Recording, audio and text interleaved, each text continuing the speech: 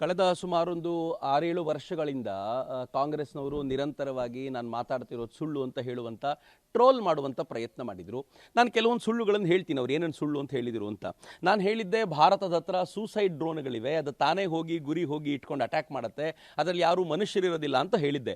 ಕಾಂಗ್ರೆಸ್ನವ್ರು ಎಷ್ಟು ದಡ್ಡರಿದ್ದಾರೆ ಅಂತಂದರೆ, ನಾನು ಸ್ವತಃ ಲಕ್ಷ್ಮೀ ಹೆಬ್ಬಾಳ್ಕರ್ಗೂ ಹೇಳಲಿಕ್ಕೆ ಇಷ್ಟಪಡ್ತೀನಿ, ಸುಮ್ಮನೆ ಕುಕ್ಕರ್ ಸೀಟಿ ಹೊಡೆದಂತೆ ಏನೆಲ್ಲ ಮಾತಾಡ್ಲಿಕ್ಕೆ ಹೋಗಬೇಡಿ, ಮಾತನಾಡುವಾಗ ಸ್ವಲ್ಪ ಎಚ್ಚರಿಕೆ ಇಟ್ಕೊಂಡು ಮಾತನಾಡಿ.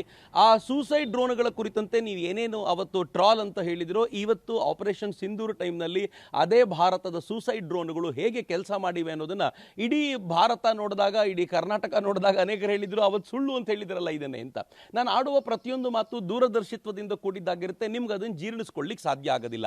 ನಾನೀಗ ಕೆಲವೊಂದು ಸತ್ಯಗಳನ್ನೇ ನಿಮ್ಮ ಮುಂದೆ ಹೇಳ್ತೀನಿ. ನೀವು ಹೇಳಿದ್ರಲ್ಲ ಕಾಂಗ್ರೆಸ್ಸು ಸ್ವಾತಂತ್ರ್ಯಕ್ಕೋಸ್ಕರ ಹೋರಾಟ ಮಾಡ್ತೀವಿ ಅಂತ, ಇದೇ ಕಾಂಗ್ರೆಸ್ಸು ಈ ದೇಶದ ವಿಭಜನೆಗೆ ಕಾರಣವಾಯಿತು ಅನ್ನೋದನ್ನ ನೀವು ಒಪ್ಕೊಳ್ತೀರಾ? ಕಾಂಗ್ರೆಸ್ಸು ಬಾಬಾ ಸಾಹೇಬ್ ಅಂಬೇಡ್ಕರ್ರ ಪಥದಲ್ಲಿ ನಡೆಯುತ್ತೆ ಅಂತ ನೀವು ಹೇಳ್ತೀರಾ? ಇದೇ ಕಾಂಗ್ರೆಸ್ಸು ಬಾಬಾ ಸಾಹೇಬ್ ಅಂಬೇಡ್ಕರ್ನ ಎಲೆಕ್ಷನ್ ಅಲ್ಲಿ ಸೋಲಿಸ್ಲಿಕ್ಕೋಸ್ಕರ ನೆರವಾಯಿತು ಅನ್ನೋದನ್ನ ನೀವು ಒಪ್ತೀರಾ?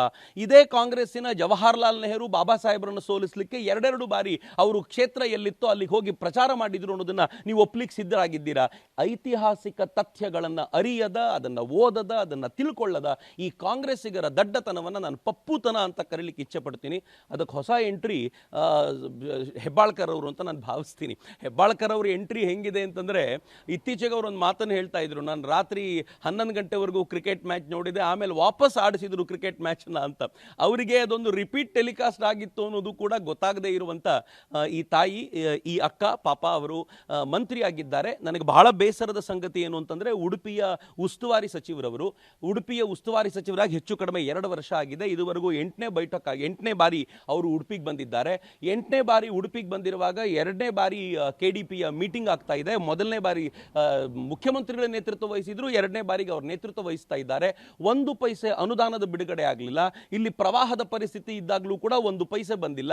ನೀವು ಉಡುಪಿ ಜನರಿಗೆ ಮಾಡಬೇಕಾಗಿರುವಂಥ ಒಳ್ಳೆ ಕೆಲಸ ಮಾಡಿ. ನಾವು ಉಡುಪಿ ಮತ್ತು ಕುಂದಾಪುರ ಈ ಭಾಗಗಳ ಜನ ತುಂಬ ಸಮೃದ್ಧವಾಗಿದ್ದೀವಿ, ನಮಗೇನು ಬೇಕೋ ಅದನ್ನು ಮಾಡ್ಕೊಳ್ತೀವಿ. ನೀವು ಈ ನಾಡಿನ ಅಭಿವೃದ್ಧಿಗೆ ಅಂತ ನಿಮ್ಗೆ ಕೊಟ್ಟಿರುವಂಥ ಈ ಜವಾಬ್ದಾರಿಯನ್ನು ಚೆನ್ನಾಗಿ ನಿರ್ವಹಿಸಿ ಅಂತ ಉಡುಪಿ ಜನರ ಪರವಾಗಿ ನಾನು ಹೇಳಲಿಕ್ಕೆ ಇಚ್ಛೆ ಪಡ್ತೀನಿ.